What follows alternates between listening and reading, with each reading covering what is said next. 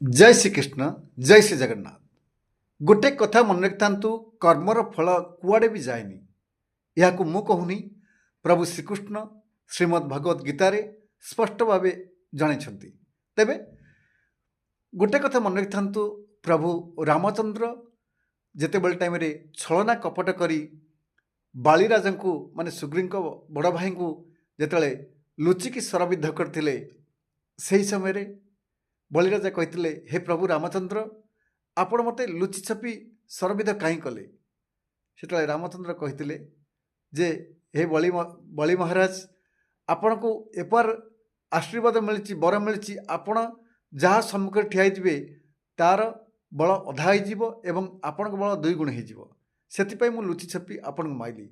सेठी बलि महाराज अभिशाप देते क्या ना प्रभु श्रीकृष्ण को कहते समय आसब आपणकर मृत्यु यही तीर सर मध्यम तेबे श्रीकृष्ण प्रभु रामचंद्र हसी देते तथास्तु बोली कहते।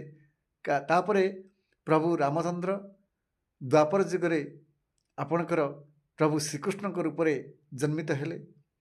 तेबे जन्मित होला परे तांकर जो मृत्यु होता तांको जरा सबर बोली जड़े सबर मारी केमिति ना प्रभु श्रीकृष्ण एक बरगछरे बसी गोड़ हलाउथिबा अवस्था प्रभुकर पादरे पद्मचिन्ह थिला। से पद्मचिन्ह को जरासबर भाविले जे ये हूँ हरिणर कान।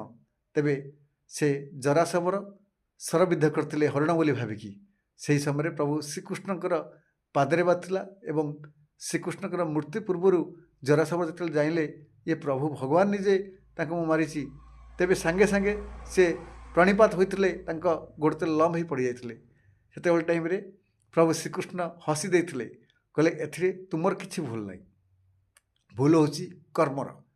मु लुचि छपी त्रेता जुगरे बाळींकी मारी यही सरविद्धरे आपण बाली होई आपण बाली महाराज को रूप, आपण बाली महाराज निजे आपण किंतु ये द्वापर जुगरे आपण कौन हेले ना जरासबर पलटिले आ मते ही माइले। मु श्री रामचंद्र थिली त्रेता जुगरे, ए जुगरे प्रभु श्रीकृष्ण हेली।